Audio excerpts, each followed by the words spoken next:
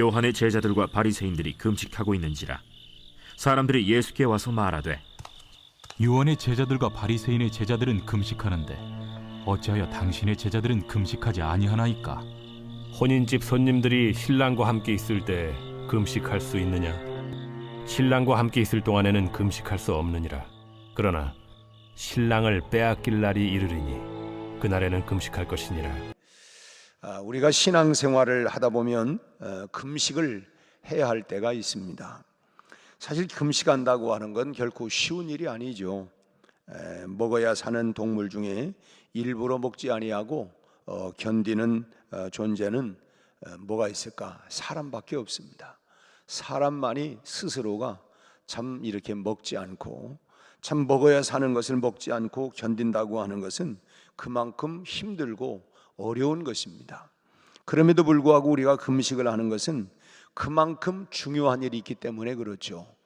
그만큼 내가 먹는 것을 절제하고 참 먹어야 사는 존재인데도 불구하고 그것을 다 절제하고 금식한다고 하는 건 그만큼 중요한 그런 어떤 문제가 있기 때문에 금식을 하는 것입니다.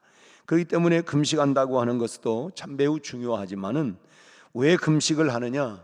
금식을 하는 그 이유, 목적이 뭐냐라고 하는 것은 더 중요한 일이라고 알 수가 있습니다. 그 이유가 목적이 되기 때문에 단순히 우리가 남이 한다고 해서 참 따라서 하는 금식은 사실은 아무 소용이 없습니다.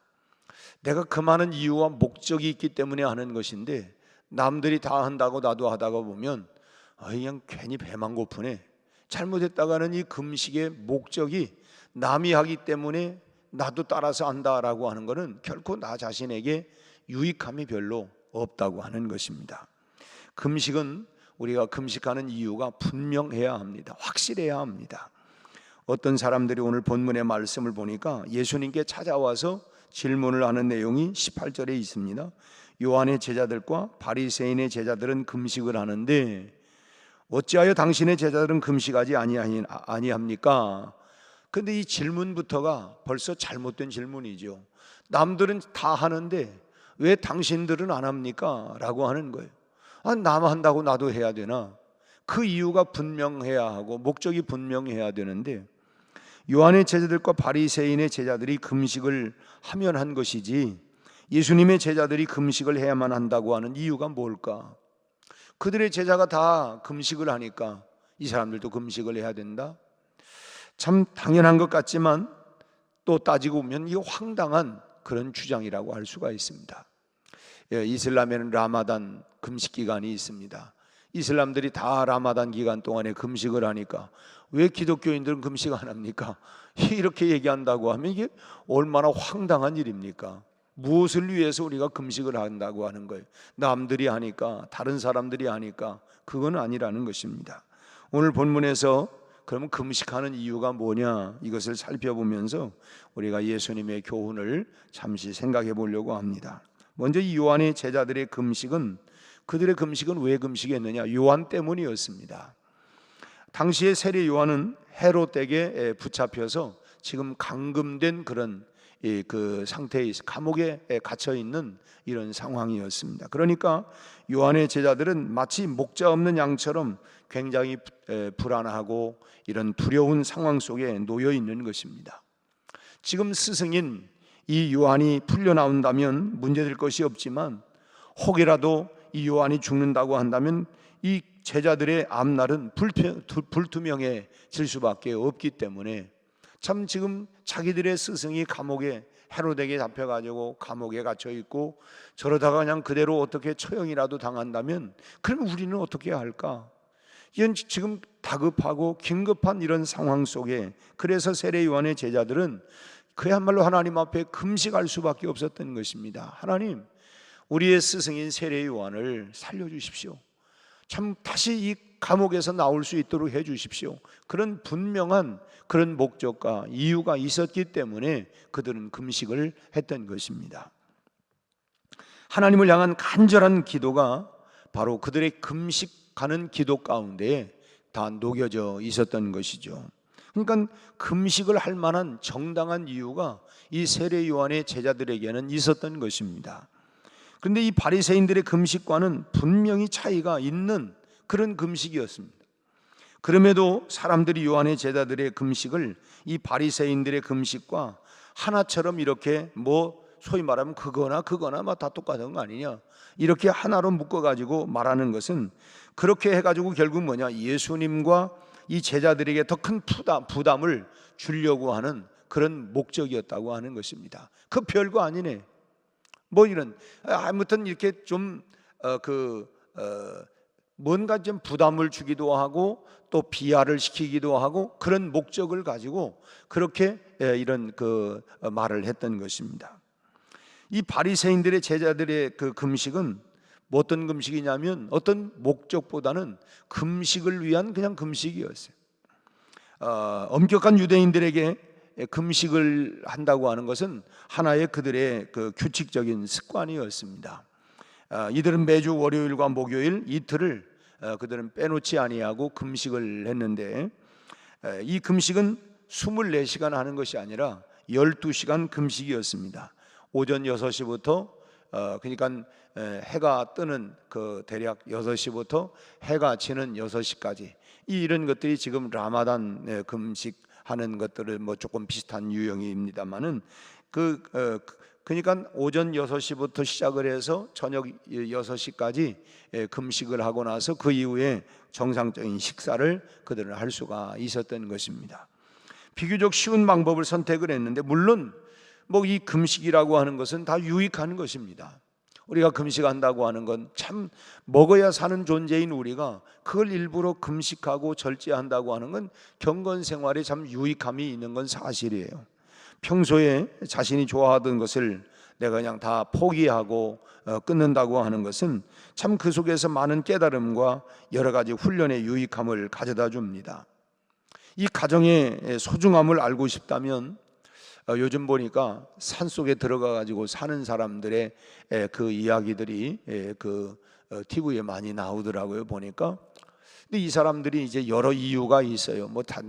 많이는 모르지만 대개 보니까 이 건강상의 이유로 또 사회에서 여러 가지 실패를 당하고 그렇게 해서 산속 깊은 곳에 들어가서 혼자 살아가고 있고 여러 이유들이 다양한 이유들이 있지만은, 근데 이제 가가지고 왜 이렇게 혼자 사십니까? 가족들이 있는데 이게 떨어져 있으면 내가 참 가족들에게 참 죄송하기도 하고 미안하기도 하고, 그래서 어떤 분들은 한 달에 한 번 또는 그냥 1년에 한 2차례씩 이렇게 집에 가기도 하고 또 아내가 오기도 하고 이런 얘기들을 하더라고요.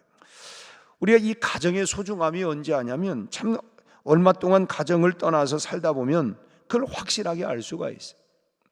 야, 참 가정이라고 하는 게 이게 소중하구나. 참 오랫동안 떨어져 있다 보면 참 이 부부의 소중함, 가족들의 소중함, 이런 것들을 우리가 알게 됩니다. 이처럼 하나님께서 우리에게 축복으로 주신 것들을 잠시 포기하고 끊어보면 그 속에서 정말 하나님의 축복과 사랑이 얼마나 소중한가라고 하는 걸 알게 돼요. 우리가 평상시에 그냥 호흡하는 거, 이거 그냥 자동으로 되는 것 같지만, 우리가 감기라도 걸리고 또 그래가지고 힘들면 이 숨 쉰다고 하는 게 정말 감사한 거구나. 또 당장 또 음식을 먹을 수 없는 어떤 상황이 됐다가 음식이라도 내가 물이라도 삼키고 음식이라도 내 목에 넘어갈 수 있으면 참 먹을 수 있다고 하는 것이 뭘 먹느냐가 보다도 더 중요한, 내가 먹을 수 있다고 하는 이 자체가 이렇게 참 감사하구나, 이렇게 소중한 거구나. 결국은 우리가 그런 것들을 우리가 알게 돼요. 또 금식을 하다 보면 정말 먹고 싶은 것들이 생각도 많이 나고 먹는다는 게 참 이렇게 축복이구나, 그 소중함, 그 축복이라고 하는 것을 우리가 알게 되죠. 그 속에서 우리가 참 하나님의 은혜, 하나님의 축복, 하나님의 사랑, 이런 것들이 정말 얼마나 소중한가라고 하는 것을 알게 되는 것입니다. 이것은 신앙적인 면에서 있어서도 아주 바람직하다고 봅니다. 그런데 이 바리새인들의 금식의 문제가 되는 건 뭐냐면, 그들의 금식이 보여주기식이라는 것입니다. 전시적이었다는 것입니다. 정말 자기 자신의 어떤 경건과 유익을 위해서라기보다는 나 이렇게 한다, 이렇게 보여주기 식이었다는 거예요. 참 경건과 금욕과 절제를 통해서 내가 어떻게 해서든지 이런 걸 통해서 하나님 앞에 더 가까이 나가려고 하는 것이 금식의 목적이 돼야 되는데, 이 바리새인들의 이 사람들의 금식을 보면 참 이 하나님의 사랑, 그 하나님과 사람들 앞에서 자기 자신을 드러내려고 하는 그런 도구로, 그런 방식으로 사용되었다고 하는 것입니다. 나 봐라, 나 이렇게 한다. 사람들 앞에서나 하나님 앞에서나 그런 소위 말하면 보여주기식이었다고 하는 거예요. 그래서 바리새인들은 금식을 할 때 일부러 참 이 창백한 얼굴을 하기도 하고, 또 더러운 옷을 입기도 하고, 또 참 한 사람도 보지 못하는 사람이 없도록 일부러 이 길거리에 나와가지고 요즘 나 금식 중이라고 뭐 일부러 이렇게 사람들에게, 참 그러나 예수님은 우리가 알다시피 오히려 금식을 할 때에 머리에 기름을 바르고 전혀 하는 것 같지, 이건 뭐냐면 내가 사람들에게 보이기 위해서가 아니라 하나님 앞에서 내 내면적으로 하나님을 더 가까이 가기 위해서, 참 은혜를 사모하고 내가 하나님의 응답을 구하고 내가 보여주기 위해서가 아니라 내 스스로의 경건과 하나님을 깊이 만남을 위해서, 그런 것들이 목적이 되어야 되는데, 이 바리새인들은 일부러 이렇게 사람들에게 보여주기 위해서 얼굴을 창밖에 한다거나, 뭐 그냥 길거리에 막 그냥 사방에 있는 이런 데에 선다거나, 참 금식도 좋고 금식의 습관도 유익한 것이지만은 그것이 만약에 이 보이기 위한 금식이었기 때문에 이 바리새인의 금식은 결국은 헛된 금식이었다라고 하는 것입니다. 그럼 세 번째로, 예수님의 제자들은 그러면 예수님이 언제 금식하라고 하냐? 이 신랑을 빼앗길 때가 있다. 바로 그때가 금식할 때다라고 주님이 말씀을 하셨어요. 오늘 본문의 마지막 19절 20절 말씀을 보면 예수님이 그들에게 뭐라고 합니까? 혼인집 손님들이 신랑과 함께 있을 때에 금식할 수 있느냐? 신랑과 함께 있을 동안에는 금식할 수 없느니라. 그러나 신랑을 빼앗길 날이 이르리니 그날에는 금식할 것이니라. 유대인들은 결혼 후에 신혼여행을 막 떠나지 아니하고 한 일주일 정도 집을 개방하고 잔치를 벌이고, 그리고 이웃들과 함께 기쁨을 함께 나누는 이런 전통이 있었다고 해요. 그러니까 뭐 우리는 결혼식 끝나면 뭐 대개 바로 어디 뭐 신혼여행을 가고 하지만, 이 사람들은 한 일주일을 집을 개방해서 동네 잔치를 계속 벌리는, 이 일주일 동안을 전치를 하는 것입니다. 신부와 신랑은 친구들을 초청해 놓고, 이때 이 친구들은 신방의 어린 아이들이라고 하는 이름으로 붙여졌다고 그래요. 신방의 어린 아이들. 예수님은 제자들을 이 친구들에 비유하면서 이런 기쁨이 당신과 함께 한 사람들에게 있다고 말씀하고 있는, 이 지금 기쁨의 잔치를 벌렸는데 잔치 벌린 순간에 나는 금식해, 이게 말이나 되느냐는 거예요. 잔칫날 왜 하필이면 잔칫날 금식하냐? 이제 다 잔치가 끝나고 난 이후에, 그걸 지금 주님이 이런 비유적으로 말씀을 하고 있습니다. 근데 이 신랑을 빼앗기는 날이 있을 것이라고 그러면 그날에는 금식을 해야 한다. 예수님은 분명하게 말씀을 하고 계십니다. 여기서 신랑은 예수님을 말하는 것이고, 그리고 예수님은 바로 복음입니다. 예수님이 복음이에요. 그러니까 예수님의 제자들이나 또 우리가 금식을 해야 하는 때는 언제냐? 우리의 복음이 위협을 받을 그때가 바로 금식할 때라는 것입니다. 내가 신앙적으로 위협을 당하고 내가 그럴 때는 바로 뭐냐? 내가 금식을 해야 할 때라고 하는 거예요. 우리가 부족해서 참 복음의 빛을 잃어버리고 있다고 한다면, 그때도 역시 우리가 내가 정말 하나님 앞에 다시 금식을 해야 되겠다. 그래서 영력을 얻고 새 힘을 얻기 위해서 그때가 바로 금식할 때라고 하는 것입니다. 물론 개인적인 뭐 다른 이유로도 뭐 금식할 수가 있죠. 내가 뭐 여러 가지 뭐 이를테면 우리의 긴급한 어떤 참 그 응답을 받아야 할 어떤 문제가 있다든지 분명한 어떤 이유와 목적을 가지고도 할 수 있지만, 우리가 주님이 말씀한 신랑이 빼앗길 때, 복음의 위협을 당할 때에, 내가 그럴 때에 바로 또 이 복음이 강력하게 전해질 수 있도록 하기 위해 우리가 그때는 바로 금식을 해야 할 때라고 말하고 있어요. 참 우리가 금식해야 하는 가장 중요한 이유는 복음이어야 된다. 한마디로 예수님은 그렇게 말씀하고 계신다고 하는 것입니다. 복음을 위해서 그때 우리가 금식을 해야 된다. 여러분, 지금 참 이 땅에서 주님께서 우리들에게 맡겨놓은 복음의 모습이 어떻습니까? 참 어찌 보면 코로나 이후에 한국 교회가 지금 많이 주춤하고 있는 상황에 있고, 참 옛날보다 비해서 복음의 능력이 강력하게 참 나타나고 있느냐라고 하는 부분에서 우리가 많이 우리 한국 교회가 약해졌다고 하는 것을 우리가 이구동성으로 말하고 있습니다. 그렇다면 지금이 바로 복음이 위협을 당하고 있고, 그럴 때가 바로 뭐냐? 금식할 때다라고 주님은 분명히 말씀을 했어요. 우리의 부족함 때문에 복음이 빛을 잃고 있다고 한다면 그것도 바로 우리가 금식할 때라고 하는 거예요. 이건 뭐 한국 교회 전체적으로는 하지만 우리 개인적으로도 마찬가지로 내가 복음의 빛을, 복음의 능력을 잃어가고 있다고 한다고 하면, 내 신앙의 모습이 지금 많이 쇠퇴해가고 있다고 한다면, 그래서 복음의 위력, 복음의 능력, 복음의 기쁨을 우리가 다시 되찾고 있지 못하고 많이 연약해져 있다고 한다면, 오늘 주님은 그때가 바로 금식할 때다.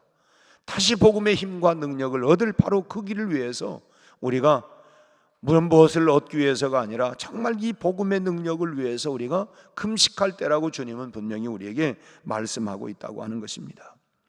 소금이 맛을 잃으면 무엇으로 짜게 하겠느냐?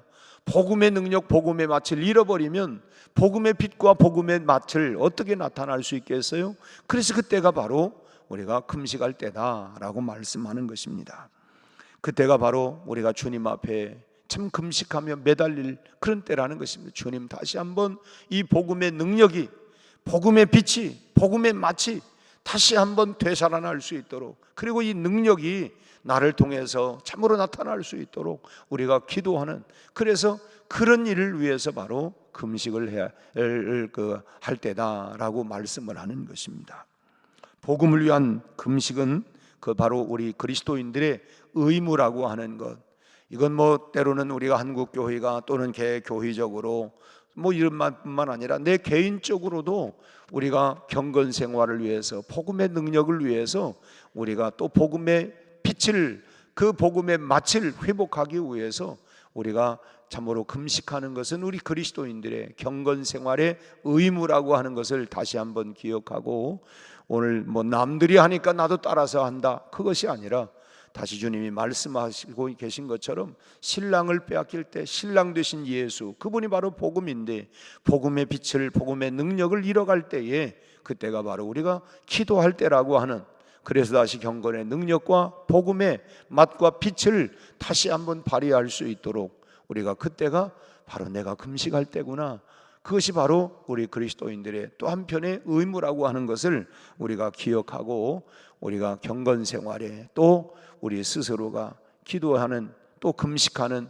이유가 바로 그런 것이라고 하는 것을 기억하고, 또 경건 생활에 힘쓰는 우리 모두가 되시고, 오늘 하루도 주님 안에서 승리하는 복된 하루가 다 되시기를 주의 이름으로 축원합니다. 기도하겠습니다. 하나님 아버지, 오늘 우리는 이 땅에 살아가면서 복음의 강력한 빛과 복음의 맛을 우리 아버지 하나님이여 식어져 가고 잃어가고 있는 모습은 아닌지, 오늘 우리 한국교회의 모습이나 우리 자신들의 모습을 돌아볼 때에 매우 하나님이여 참으로 위기 가운데 있는 모습을 발견하지 않을 수가 없습니다.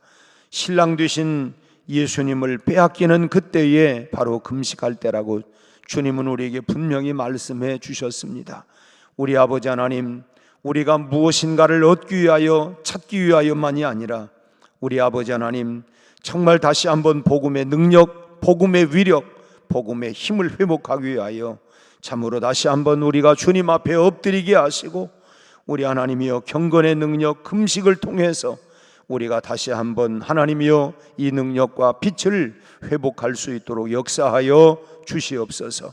우리 아버지 하나님, 참으로 바리새인들처럼 보여주기 위한, 또 하나님 남들이 하기 때문에 나도 따라서 하는 것이 아니라 내가 하나님 앞에 다시 한번 경건의 능력과 복음의 맛과 능력을 체험하기 위하여 우리가 하나님 때로는 우리 개인적으로 금식을 하나님이여 참으로 단행을 하고 하나님을 깊이 만나는, 그래서 하나님 은혜를 회복하고 능력을 회복할 수 있는 경건의 놀라운 축복들이 임하게 하여 주옵소서.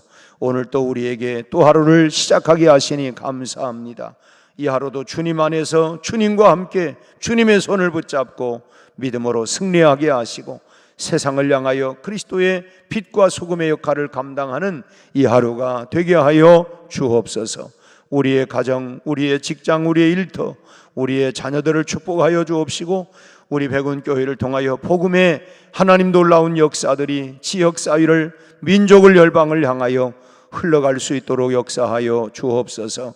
다음 주 화요일부터 시작되는 하나님 118년차 우리 교단 총회후에도 주님 은혜를 베풀어 주시옵시고 우리 하나님이여 침체되었던 우리 한국교회 다시 한번 부흥의 불길이 일어나게 하여 주옵소서. 복음의 능력이 나타나게 하여 주옵소서.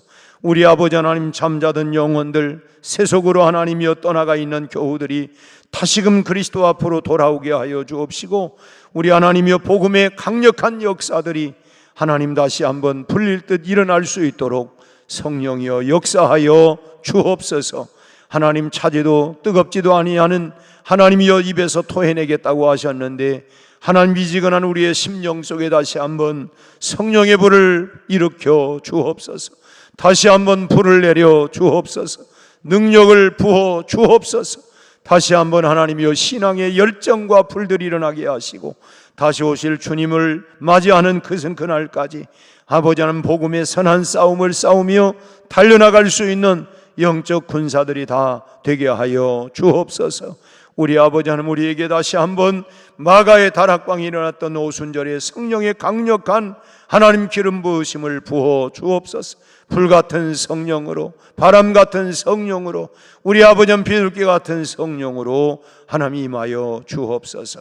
오늘 이 아침 우리 박영애 권사님, 우리 하나님이여 귀한 새벽에 참여하시고 또 귀한 예물을 드렸습니다. 우리 하나님 노년에 날마다 주님과 함께 에녹처럼 동행하는 삶이 되게 하여 주옵시고 우리 아버지 날마다 하나님 다시 한번 젊을 때 일어났던 하나님의 신앙의 영성과 열정을 가지고 기도하며 늘 주님 앞에 안나 권사님과 같이 하나님과 늘 동행하는 아름다운 노년의 삶이 되도록 축복하시고 강건케 하여 주옵소서. 예수님 이름으로 기도하옵나이다. 아멘.